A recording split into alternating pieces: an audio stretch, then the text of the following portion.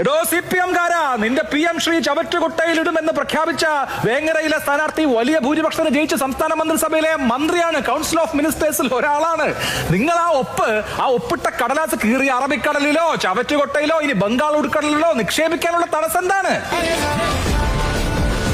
നിങ്ങൾ എനിക്ക് വോട്ട് തന്നു ജയിപ്പിച്ചാൽ, ഈ സർക്കാർ അധികാരത്തിൽ വന്നാൽ ഗാന്ധിജിയെ തള്ളിപ്പറയുന്ന, നെഹ്റുവിനെ താഴെ ഇറക്കുന്ന ആ പാഠപുസ്തകങ്ങളിലേക്ക് നെഹ്റു കയറി വരും, ഗാന്ധിജി കയറി വരും.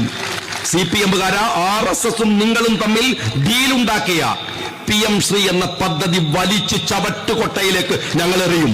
അറബിക്കടലിൽ മുസല്ലയിട്ട് നിസ്കരിച്ചാലും RSS-ഉമായിട്ട് ഞങ്ങൾ സന്ധി ചെയ്യില്ല എന്ന് പ്രഖ്യാപിച്ച നേതാവിന്റെ അണികൾ RSS ആരുടെ ഈ NEP-യുടെ അടിയിൽ ആ താമ്രപത്രത്തിൽ ഒപ്പിടാൻ പോവാണെന്ന് പറഞ്ഞാൽ പിന്നെ എന്ത് പൊളിറ്റിക്സ് ആണ് നിങ്ങൾക്ക് മുമ്പോട്ട് വെക്കാനുള്ളത്? UDF അധികാരത്തിലെത്തിയാൽ PM ശ്രീയുടെ കാര്യത്തിൽ എന്ത് നിലപാടെടുക്കും എന്നാണ് അന്ന് പ്രതിപക്ഷ നേതാവായിരുന്ന ഇപ്പോഴത്തെ മുഖ്യമന്ത്രി പറഞ്ഞത് എന്ന് കേൾക്കാം. അല്ല, നമ്മൾ ആലോചിക്കും, നമ്മൾ ഇതിന്റെ എതിർപ്പ് അറിയിക്കും, ഈ പരിപാടി നടപ്പാക്കില്ലെന്ന് അറിയിക്കും. ഉറപ്പായിട്ടും അത് കോൺഗ്രസ് സ്റ്റാൻഡാണ്, ഞങ്ങൾക്കത് ചെയ്യാൻ പറ്റില്ല. ശ്രീ ജിൻഡോ, അത് കോൺഗ്രസിന്റെ സ്റ്റാൻഡാണ്, ഞങ്ങൾക്കതേ ചെയ്യാൻ പറ്റൂ. ഞാൻ കൂടുതൽ ചോദിക്കണ്ടല്ലോ, ചോദ്യം ചോദിച്ച് വിഷമിപ്പിക്കണം എന്ന് എനിക്ക് ആഗ്രഹമില്ല. കേന്ദ്രം നൽകുന്ന ഔദാര്യം അല്ലല്ലോ ഈ പണം. നമ്മൾ ഈ പണം നമുക്ക് വേണ്ടേ?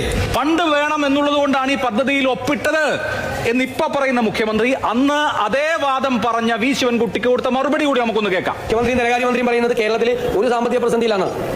വിദ്യാഭ്യാസ മന്ത്രിക്ക് മാത്രം എങ്ങനെയാണ് സാമ്പത്തിക പ്രതിസന്ധി ഉണ്ടാകുന്നത്? കിഫ്ബി മുഖേന മുഴുവൻ വിദ്യാഭ്യാസ സ്ഥാപനങ്ങളും അന്തർദേശീയ നിലവാരത്തിൽ എത്തിയെന്ന് പറയും. അന്തർദേശീയ നിലവാരത്തിൽ എത്തിയെങ്കിൽ പിന്നെ എന്തിനാണ് ഇങ്ങനെ ഈ സറണ്ടർ ചെയ്തിട്ടുള്ള ഈ പണം എന്തിനു വേണ്ടിയിട്ടാണ്? ശരി, അപ്പോ വളരെ വ്യക്തമാണല്ലോ. ഇപ്പൊ പറയുന്നു ഫണ്ട് വേണം, പണം വേണ്ടേ എന്ന് അദ്ദേഹം ചോദിക്കുന്നു.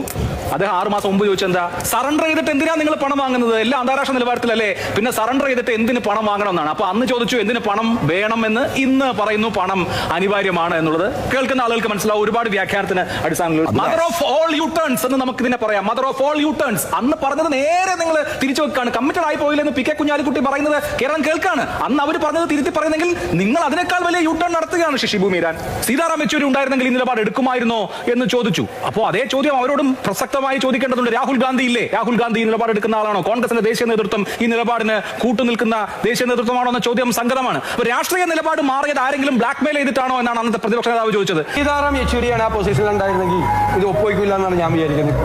അദ്ദേഹം സമ്മതിക്കില്ല. ഈ 1000 കോടിയുടെ കാര്യം നേരത്തെ ശിവൻകുട്ടി പറഞ്ഞപ്പോ എന്താ അന്നത്തെ പ്രതിപക്ഷം പറഞ്ഞത്?